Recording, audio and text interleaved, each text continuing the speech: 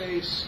So if I'm using mirroring, oh, probably need another 2 terabytes over here because it's not clustered to the same drive. At what point would you want to use mirroring over clustering? I'd say go back on Twitter about 3 months, but I don't think they keep more than the past 2 weeks. Again, it kind of depends on what your requirement is. If you have to have a fail-safe system, clustering is probably the way to go, at least to a local instance. If you're looking for something where you don't feel like having to go through the management problems of clustering, where you fail over and it takes 2 or 3 minutes to recover, maybe mirroring is the way to go because you can quickly go in and do a DNS change and an alias change and quickly repoint.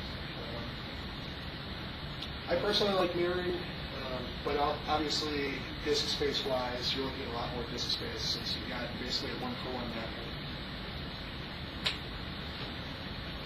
Technically, you've got all sorts of limitations you're going to look at.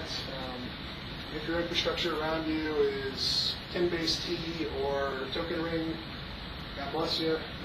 If you've got somebody says, hey, we want to have 30 web applications broken out with 30 site collections because we have all these vanity names that we want to host for one single instance of SharePoint, you're going to start running into limitations on basically how much memory you can allocate to each of those through the identity application pools.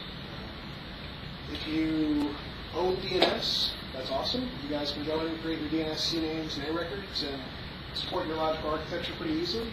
If not, you've got to coordinate it through somebody else. Hopefully you know what kind of donuts they like or what kind of coffee they like. If you're dealing with PKI SSL certificates, again, if you're working with managed PKI from VeriSign, pretty cool. If you're working with somebody that runs certificate authority as one of your 30 different tasks, might be kind of difficult to get those things generated. If you're trying to use IIS-6 and you only have a single IP address for your entire instance, can you get a multi-standard or wildcard certificate to support your system if it has to be SSL enabled? Good question to ask yourself.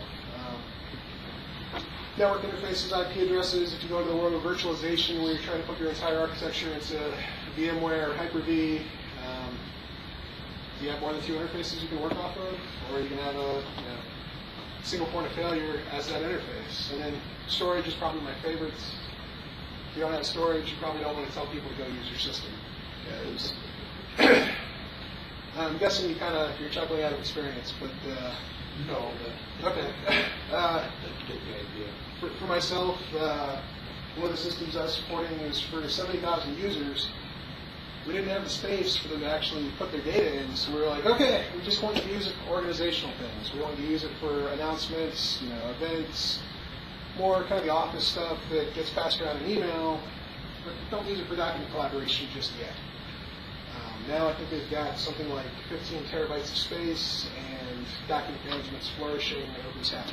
But for about a 2-month period, we're actually getting concerned because our storage got up to about 95% full on the database server. So it was like, okay, when's the storage array going to be up? So definitely a constraint that will limit what you can do capability-wise.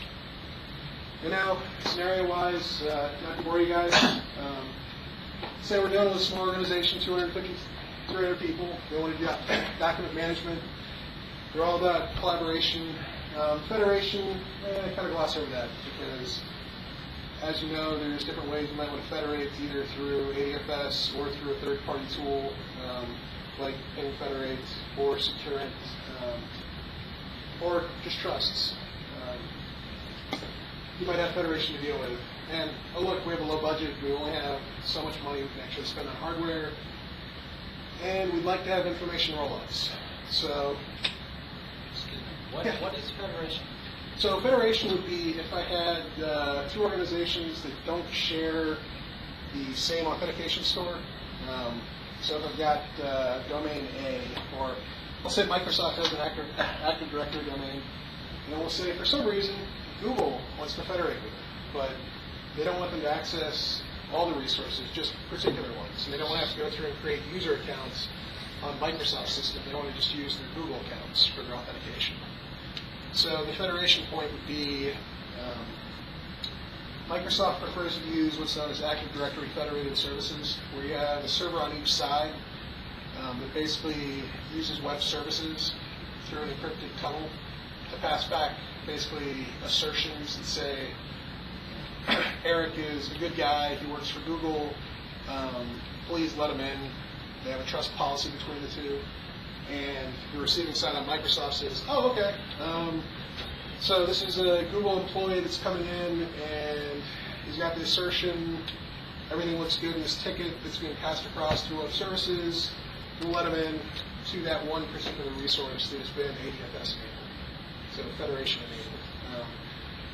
You might do federation in another way. You might have heard it, SharePoint federated search, where I think it was after the infrastructure update, you could aggregate search results from multiple different SharePoint systems to bring that all together, but it would be multiple RSS feeds. So that's different federation, but you may have heard that with SharePoint federation as well. So basically, it's more just kind of that disconnected authentication source. So some of the considerations probably want to reflect what the natural divisions are.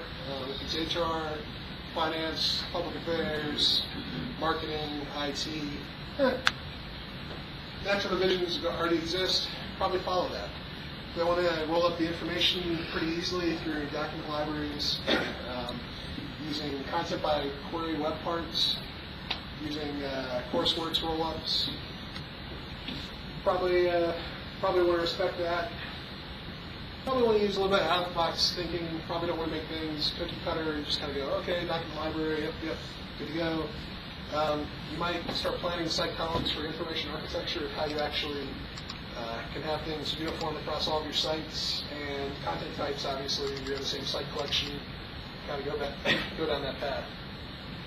So potential solution could be a small farm. Might be using SharePoint Designer. I know a couple folks were talking about using SharePoint Designer. I call it SharePoint Destroyer. If you'd like an email alias, something at SharePoint Destroyer, just let me know. Get that to you. And they might use ADFS as that federation point because they're not looking for, it's low budget. It comes free with Windows Server 2003 R2. It's not too difficult to set up, but it is an extra box in each environment. So, taxonomy examples. Weird. All right. So, you might have a site with rolled up information. You might be dealing with security group madness because you've got 12 subsites to one site, each one of them set up their own groups. So now when you go in and look at all your groups, you've got a plethora of groups, and trying to figure out exactly which one should have access, which shouldn't, might become troublesome. User training, of course, is going to be key for that. And if you're using site collections, you might end up with a problem of, you don't have roll-ups that you can easily use with a third-party tool, or someone going in and programming a lot of information to be passed in the background through code.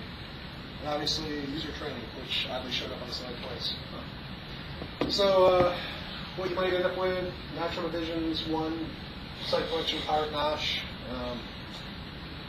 multiple subsites below it with further subsites below them, and yet more further subsites. So again, it lends itself to being able to do these roll-ups, and if you wanted to reuse those security groups, it does lend itself to that. But on the flip side, if someone gets crazy and changes a master page in IT and then pushes it down to everybody else, minor problem. Also, if, for instance, someone in networks had permissions to one thing one day, and someone above them